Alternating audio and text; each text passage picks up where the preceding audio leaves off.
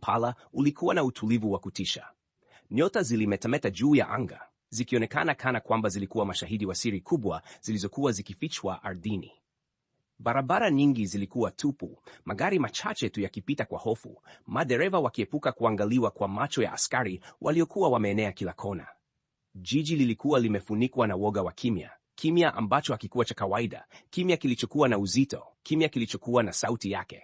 Katika sehemu moja ya jiji hilo, palikuwa na nyumba kubwa ya kifahari yenye uzio mrefu wa zege na milango mikubwa ya chuma. Walinzi wenye silaha nzito walihudhuria usiku kucha, macho yao yakichungulia gizani kama mbwa mwitu waliokuwa tayari kurarua adui yeyote. Ndani ya nyumba hiyo kulikuwa na mwanamke kijana mwenye sura ya kupendeza, macho makubwa yenye huzuni isiyosemwa na moyo uliojaa shaka na hofu. Mwanamke huyu hakuwa wa kawaida. Alijulikana kama Kezia Adroa Amin, wengi wakimuita kwa jina la kifupi K. Mwanamke aliyechagua ndoto kubwa. Kai alitoka katika familia yenye heshima, binti wa mchungaji aliyeheshimika huko Arua, kaskazini magharibi mwa Uganda. Alikuwa miongoni mwa wanawake wachache wa kabila la Lugbara waliothubutu kufika viwango vya juu vya elimu katika kipindi ambacho jamii nyingi za Uganda ziliwafunga wanawake kwenye majukumu ya jikoni na familia pekee. Kai alikuwa na ndoto kubwa. Alitaka kuwa msomi, alitaka kuishi maisha ya heshima na upendo. Na zaidi ya yote, alitaka kuonyesha kwa jamii yake kwamba mwanamke anaweza kuishi maisha ya kujitegemea. Lakini kama ilivyokuwa kwa wanawake wengi wa wakati huo, ndoto zake ziliingiliwa na nguvu za mapenzi na hatima isiyoepukika. Hatima ilimpeleka mikononi mwa mwanaume ambaye ulimwengu ungekuja kumjua kama dikteta wa kutisha, Idi Amin Dada. Mwanzo wa simulizi, mapenzi na siri. Simulizi hili halianzi kwa damu wala kwa kifo, bali kwa mwanzo wa mapenzi. Mapenzi yaliyosukwa kwa mvuto wa nguvu, maneno matamu ya mwanaume mwenye sauti nzito na mwonekano wa kutisha, na ahadi za maisha ya kifahari yasiyo na kikomo. Kwake ilikuwa kama hadithi ya kifalme. Kijana wa kijijini mwenye misuli na umaarufu wa kijeshi anamchagua yeye mrembo msomi na kumweka kwenye kiti cha heshima. Lakini nyuma ya pazia, maisha hayo ya kifahari yalikuwa kivuli cha wivu, hofu na damu. Idi Amin kabla ya madaraka. Idi Amin alizaliwa katika kijiji cha Koboko, lililoko eneo la West Nile kaskazini mwa Uganda. Hata tarehe yake halisi ya kuzaliwa ilikuwa ya utata. Baadhi wakisema 1925, wengine wakisema 1928. Huu utata wa kuzaliwa kwake ulikuwa ishara ya maisha yake ambayo yangekuwa yamejaa mafumbo, siri na uongo wa makusudi. Baba yake alimwacha akiwa bado mdogo, hivyo mama yake akawa ndiye nguzo pekee ya maisha yake. Maisha ya utotoni yalikuwa ya umasikini, lakini Amin alionekana kuwa tofauti na wavulana wengine. Alikuwa na mwili wenye nguvu zisizo za kawaida, mrefu na mwenye uwezo mkubwa wa michezo. Aliwapiga wengi mshangao kwa jinsi alivyoweza kushiriki michezo ya ndondi na kuogelea kwa ustadi wa ajabu. Wakati huo, Waingereza bado walikuwa wakitawala Uganda kama koloni. Walipomwona kijana huyu jasiri, walisema huyu ni mali ya thamani. Wakampokea jeshini bila kusita. Hapo ndipo safari ya Amin ya kijeshi ilipoanza, safari ambayo ingekuwa kiini cha kila kitu kilichofuata. Kwenye jeshi la kikoloni, Amin alijulikana kwa ukakamavu, lakini pia kwa ukatili. Alijulikana kama mtu aliyeweza kufuata amri bila kuhoji, akijitolea kufanya mambo ambayo wengine walihofia. Alifurahia nguvu alizopewa juu ya watu wengine. Kwa Waingereza, alikuwa askari bora na mnyenyekevu. Lakini kwa wenzake wa Afrika, mara nyingi alihesabiwa kama tishio. Kadri miaka ilivyopita, Amin alipanda vyeo kwa kasi kubwa. Kufikia mwaka 1962, wakati Uganda ilipopata uhuru, tayari alikuwa mmoja wa makamanda mashuhuri zaidi katika jeshi jipya la taifa. Kwa macho ya wengi, alikuwa shujaa, lakini kwa ndani, alibaki mtu mwenye tamaa kubwa ya madaraka, tamaa isiyotosheka. Kukutana na mwanzo wa upendo ni katika miaka ya 1960, ambapo maisha ya Amin yalibadilika kwa njia nyingine tena. Mara hii, sio kwa kupanda ngazi jeshini, bali kwa kukutana na Kai.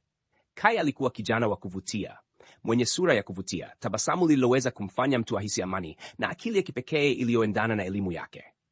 Kwa jamii yake ya Arua alihesimika sana. Kwa Amin, ambaye alitoka kijijini akiwa hana elimu ya maana, Kai alionekana kama kioo cha heshima. Mara walipokutana kulikuwa na mvuto wa dhahiri. Amin, kwa ujuzi wake wa maneno ya kutongoza na sauti yake ya amri, alimshawishi haraka. Alijua namna ya kumfanya mwanamke ajihisi kama yeye ndiye kila kitu duniani.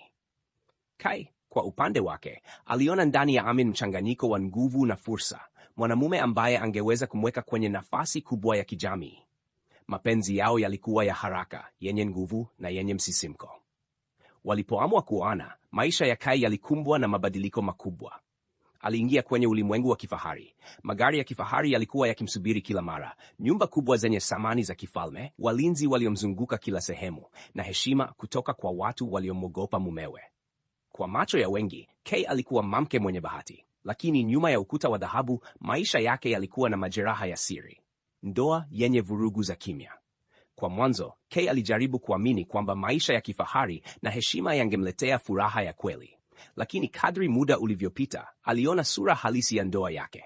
Amin alikuwa mwanaume mwenye hasira zisizotarajiwa. Alipokuwa nyumbani, mara nyingi aliingia akiwa amefuatwa na walinzi, akipiga kelele, akitoa amri, kana kwamba yupo vitani. Alitaka Kai awe mke mwaminifu, mtulivu na mnyenyekevu, kama wake wengine. Lakini Kai hakuwa mwanamke wa aina hiyo. Alikuwa msomi, mwenye maoni yake binafsi, na mara nyingine hakusita kuonyesha kutokubaliana na mume wake. Kwa mwanaume mwenye wivu mkubwa na tabia ya kiimla kama Amin, hili lilikuwa kosa lisilosameheka. Amin alianza kumchunguza mke wake. Aliwaweka majasusi kufuatilia kila hatua ya Kai. Aliamini kila ishara ndogo inaweza kuwa dalili ya usaliti. Wivu unazidi kukua. Mwaka 1971, Idi Amin alifanya mapinduzi ya kijeshi yaliyomweka madarakani kama rais wa Uganda. Hapo nguvu zake zikafikia kilele. Kwa dunia, alikuwa kiongozi wa taifa dogo lenye matumaini makubwa, lakini kwa Kai, ndoto ya ndoa iligeuka kuwa jinamizi. Hakuwa tena mume wa familia, alikuwa dikteta wa taifa. Wakati Kai alihitaji mazungumzo ya kifamilia, Amin alikuwa akihesabu wanajeshi, akitoa amri za kikatili au akikutana na viongozi wa kigeni. Ndani ya moyo wake, Kai alianza kuhisi upweke mkubwa. Alijiona mgeni ndani ya nyumba yake mwenyewe. Alikuwa na mali, walinzi, heshima ya kijamii, lakini hakukuwa na furaha ya kweli. Kisha zikaanza kuenea fununu kwamba Kai alikuwa akiona mara kwa mara na daktari mmoja mwenye heshima kubwa. Wengine walidai ni uhusiano wa kimatibabu tu, wengine walinong'ona kuwa kulikuwa na urafiki wa karibu zaidi. Kwa mwanaume wa kawaida, hili lingeweza kupuuzwa au kujadiliwa kwa siri. Lakini kwa Idi Amin, jambo hili halikuwa tu usaliti wa ndoa. Lilikuwa kosa la kisiasa, la kifamilia na la heshima. Mwanzo wa mwisho, kadri wivu ulivyoongezeka, Kai alizidi kutengwa. Alihisi kama mfungwa ndani ya nyumba ya kifahari. Tabasamu lake lilipotea polepole, na macho yake makubwa yaliyojaa nuru ya zamani yalibaki na giza la huzuni. Walinzi walimwona mara nyingi akikaa kimya kwa muda mrefu, akitazama mbali kupitia madirisha makubwa ya nyumba yake, kana kwamba alikuwa akifikiria maisha mengine, maisha ambayo yangekuwa tofauti, maisha ambayo yangempa upendo wa kweli na uhuru. Lakini alijua hakuna njia ya kutoroka, hakuna njia ya kupaza sauti. Na zaidi ya yote, alijua mume wake alikuwa tayari kufanya chochote kulinda heshima yake, hata ikiwa ni kumwangamiza yeye mwenyewe. Na hivyo, kivuli cha maafa kilianza kumzunguka taratibu. Mwanzo wa mwisho wa maisha ya Kai ulikuwa umeshaanza bila yeye kujua. Kifamilia, siasa, usaliti na mwisho wa kusikitisha wa Kai. Mwisho utaeleza wazi jinsi alivyokutwa amekufa kwenye ofisi ya daktari, tukio lililofunikwa na serikali ya Idi Amin. Sehemu ya pili. Mvuto wa kifamilia ulioja hali ya hofu. Ukuta wa ndoa ulikuwa tayari na nyufa, lakini kwa macho ya wengi, maisha ya Idi Amin na Kezia Adroa, Kai, bado yalionekana kama hadithi ya kifalme. Walipoonekana kwenye mikutano ya hadhara, walionekana kama wanandoa wenye furaha. Magari ya kifahari yakipambwa kwa bendera ya taifa, mavazi ya kifahari kutoka London na Paris, na tabasamu la lazima lililopigwa na kamera. Lakini ndani ya kuta za kasri lao kulikuwa na ukimya mzito uliojaa hofu, machozi na maumivu yasiyoelezeka. Kai alihisi kama kiumbe aliyenaswa kwenye wavu wa heshima bandia. Idi Amin, ambaye zamani alimwimbia nyimbo za Kalenjin na kumpeleka sokoni kwa upole, sasa hakuwa tena yule mwanaume wa mwanzo. Alikuwa dikteta mwenye nguvu nyingi, akizungukwa na majeshi na washauri, kila hatua yake ikifuatwa kwa macho ya dunia. Lakini nguvu hiyo haikuishia kwenye siasa, iliingia hadi kwenye kitanda chao cha ndoa na chakula cha familia. Mapenzi yenye kivuli cha wivu mwanzoni. Amin alimpenda Kai kwa dhati.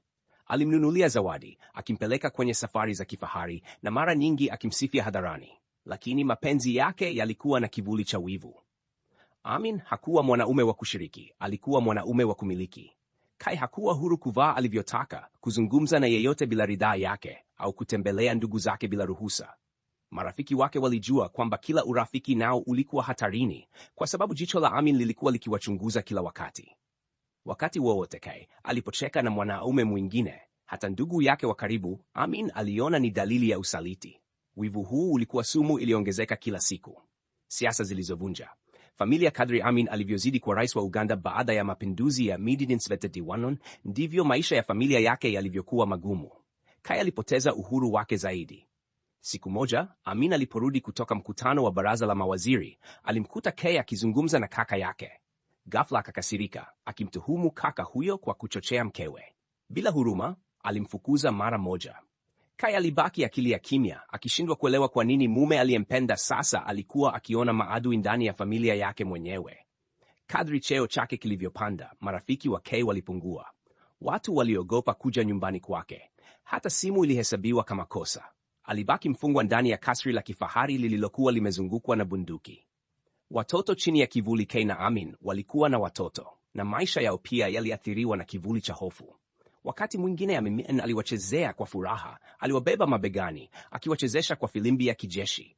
Lakini mara nyingi walishuhudia hasira zake. Sauti kubwa ya mume ikimkemea mama yao iliwajaza hofu. Kay alijitahidi kuwalinda, akiwapeleka chumba kingine kila mara mabishano yakianzia, lakini sauti ya Amin ilikuwa kubwa mno kufichwa.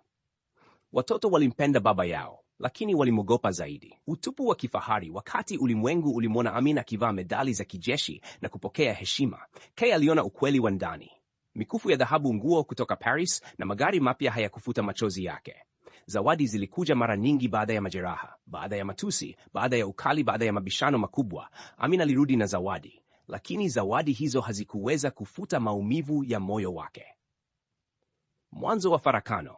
Mara kwa mara, Kay alihisi kama hakuwa na nafasi tena moyoni mwa mume wake. Wivu ulipozidi, baridi kati yao iliongezeka. Marafiki wachache waliobaki walimwambia wazi, Kay, hii si ndoa tena. Hii ni gereza la kifahari. Lakini Kay, akiwa na matumaini, alibaki. Alidhani huenda mambo yatabadilika. Uhusiano na daktari. Ndipo fununu zikaanza kusambaa. Kay alianza kuonekana mara kwa mara akitembelea daktari mmoja wa heshima mjini Kampala. Kwa wengine, ilikuwa ni kwa sababu ya matibabu. Aliugua mara kwa mara kutokana na msongo wa mawazo na shinikizo la maisha yake. Lakini kwa macho ya watu wachache wa karibu, kulikuwa na zaidi ya urafiki. Daktari huyo alimsikiliza Kay, alimpa masikio, jambo ambalo Amin hakuwa nalo tena. Alimfariji, akimwambia kwamba bado ana thamani, bado ni mwanamke mzuri. Kwa Kay, haya yalikuwa maneno aliyoyahitaji. Uhusiano wao wa siri ulizaa uvumi ambao ulifika masikioni mwa Amin. Na kwa mtu kama yeye, hili halikuwa tu usaliti wa ndoa, lilikuwa kosa la kisiasa na heshima. Wivu wa kifo. Wakati Kay alipochelewa kurudi nyumbani, walinzi wake walimripoti kwa Amin. Wakati mwingine alihisi macho ya wanaume wa usalama wakimfuata kila alikokwenda. Amin alijua, na hakuwa mtu wa kuacha mambo bila hatua. Alimnyanyasa zaidi, akimkemea hadharani mara kadhaa. Lakini ndani ya moyo wake, Kay aliona mwanga mdogo wa matumaini, mwanga uliokuja kwa daktari wake. Siku ya mwisho, asubuhi moja, Kay aliamua kwenda kumwona daktari wake tena. Alikuwa amechoka, amevunjika moyo, na alihitaji mtu wa kuzungumza naye. Ofisi ya daktari ilikuwa sehemu pekee aliyohisi amani, mbali na ukuta wa kasri na macho ya walinzi. Alipowasili, alikuwa amechoka na macho yake yamejaa huzuni. Daktari alimkaribisha, wakazungumza muda mrefu kuhusu hofu na maumivu yake. Lakini haikuchukua muda mrefu kabla kivuli cha Amin kuingia. Kuna masimulizi yanayodai kwamba majasusi wa Amin walifuata kila hatua ya Kay siku hiyo. Wengine walisema waliripoti moja kwa moja kwa dikteta kuhusu mazungumzo hayo. Mara ghafla, vurugu ziliibuka. Askari wa usalama walivamia ofisi ya daktari. Kay alijaribu kuomba msaada, lakini hakukuwa na muda. Kelele za bunduki na hofu zilitanda. Dakika chache baadaye, mwili wake ulipatikana ukiwa umekufa ndani ya ofisi ya daktari aliyedaiwa kuwa mpenzi wake. Kifo kilichofunikwa. Serikali ya Amin ilifanya kila jitihada ya tukio hilo. Kwa umma, taarifa rasmi zilikuwa zisizoeleweka. Wengine waliambiwa alikuwa mgonjwa, wengine wakaambiwa alikuwa amepata ajali. Lakini wale waliokuwa karibu walijua ukweli. Kay aliuliwa, na kifo chake kilikuwa ujumbe kwa kila mtu kwamba hakuna mtu aliyekuwa salama endapo angekiuka heshima ya dikteta. Kwa watoto, ilikuwa msiba mkubwa usioelezeka. Kwa jamii, ilikuwa kisa cha kutisha cha mwanamke ambaye ndoto yake ya upendo iligeuka kuwa ndoto mbaya. Mwisho, ndoto ya kifalme ya Kay Adroa, ndoto ya kuwa mke wa shujaa wa kijeshi, kuishi maisha ya kifahari na heshima, iliishia kwenye kifo cha kusikitisha ndani ya ofisi ya daktari aliyedaiwa kumpa upendo na faraja ya kweli. Mwanamke kijana ambaye aliingia kwenye historia kwa jina la heshima, aliondoka dunia kwa machozi na damu. Ndoto yake ikageuka kuwa ndoto mbaya na jina lake likabaki kama kumbukumbu ya siri ya ndani ya kasri la Idi Amin. Mwisho wa ndoto. Hatua za siri. Maisha ya kifahari ya Kayadroa yaligeuka mzigo mzito.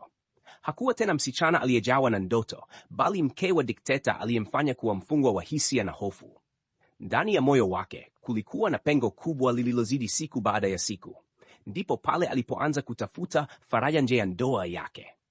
Amin alipokuwa akihangaika na siasa, majeshi na safari za kiserikali, Kay alibaki peke yake mara nyingi. Mara ya kwanza hakuwahi kufikiria kuwa angeweza kumtazama mwanaume mwingine, lakini upweke na maumivu vilimpeleka mbali zaidi ya alivyowahi kudhani. Yalianza kama mazungumzo ya kirafiki na daktari wake binafsi, daktari aliyekuwa akimhudumia kila mara alipokuwa mgonjwa au akiwa na hofu ya kiafya. Daktari huyo alikuwa mpole, mwenye kuelewa, na kila mara alisikiliza kilio chake. Ndipo Kay alipohisi kuna mtu angalau anayejali hisia zake, tofauti na mume wake ambaye sasa alimwona kama kivuli cha yule mwanajeshi aliyempenda. Mazungumzo yao yakageuka kuwa vikao vya faragha, na vikao hivyo vikageuka kuwa uhusiano wa siri. Moto wa hatari. Kay alijua kuwa kucheza na moto wa aina hii ulikuwa hatari. Amin hakuwa mtu wa kusamehe, na wivu wake ulikuwa silaha ya kifo. Lakini alipoangalia maisha yake, alihisi hana kitu cha kupoteza tena. Kila siku iliyoendelea ilikuwa kama gereza. Upendo huu mpya, japo wa siri na wa hatari, ulimpa nafasi ya kupumua, angalau kwa muda mfupi. Lakini kama ilivyo kawaida, siri kubwa haziwezi kufichwa kwa muda mrefu. Walinzi wa Amin walianza kugundua Kay akitembelea mara nyingi ofisi ya daktari bila sababu kubwa za kiafya. Majirani na marafiki wa karibu walianza kunong'ona. Habari zikamfikia Amin. Kioo kilichopasuka usiku mmoja. Amin alirudi nyumbani akiwa na hasira isiyo ya kawaida. Uso wake ulionekana kama dhoruba. Bila hata kukaa, alimkabili Kay moja kwa moja. Unadhani sijui? Alinguruma kwa sauti iliyotikisa kuta za kasri lao. Kay, akiwa ameduaa, alijaribu kukanusha, lakini macho ya Amin yalikuwa kama visu yakichoma kila neno alilojaribu kusema. Kwa mara ya kwanza, Kay alihisi kifo kimkaribia.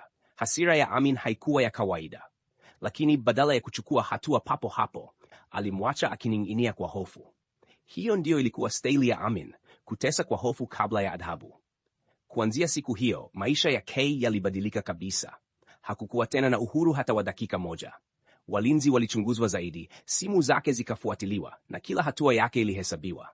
Daktari wake pia aliingia kwenye orodha ya maadui wa taifa, kwa kosa la kuwa karibu na mke wa rais. Siri kwenye ofisi ya daktari. Lakini Kay, akivutwa na moyo wake, hakukoma. Alijua kila mara alipoingia ofisi ya daktari, alicheza kamari na maisha yake. Lakini upendo wa siri ulikuwa kama dawa ya maumivu yake ya ndani. Alirudi tena na tena, hata baada ya kugundua Amin anafuatilia. Siku moja alipoenda kumtembelea daktari, hakujua kwamba walinzi wa Amin walikuwa tayari wamemwekea mtego.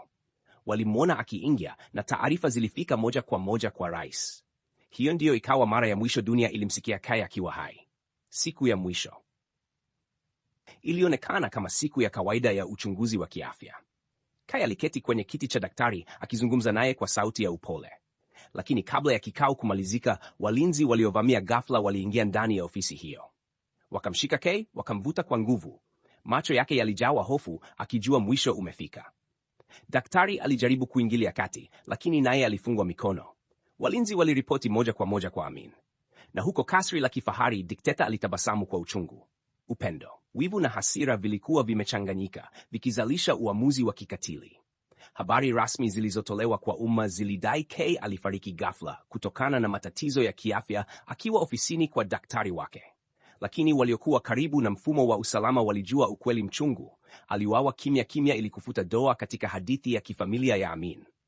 Mwisho usio na haki. Kifo cha Kay kiliacha doa kubwa katika historia ya Idi Amin. Kwa watu wa kawaida, hakukuwa na nafasi ya kuuliza maswali. Simulizi rasmi ilikubalika kwa hofu. Lakini kwa wale waliomjua Kay, walijua aliangamizwa si kwa sababu ya ugonjwa, bali kwa sababu ya mapenzi yaliyokatazwa. Watoto walibaki bila mama, taifa likabaki na kiongozi mwenye woga mkubwa, na historia ikabaki na doa ambalo halitafutika. Kay alikufa akiwa bado kijana, akiwa na ndoto ambazo hazikutimizwa, akiwa na maisha yaliyogeuzwa kuwa kaburi la hofu. Ndoto yake ya kuwa mke wa mwanamume mwenye nguvu iligeuka kuwa jinamizi. Ndipo historia ya ndoa yake na Amin ikafikia mwisho wake wa huzuni katika ofisi ndogo ya daktari kwa mikono ya wivu na udhalimu wa dikteta. Nimeandika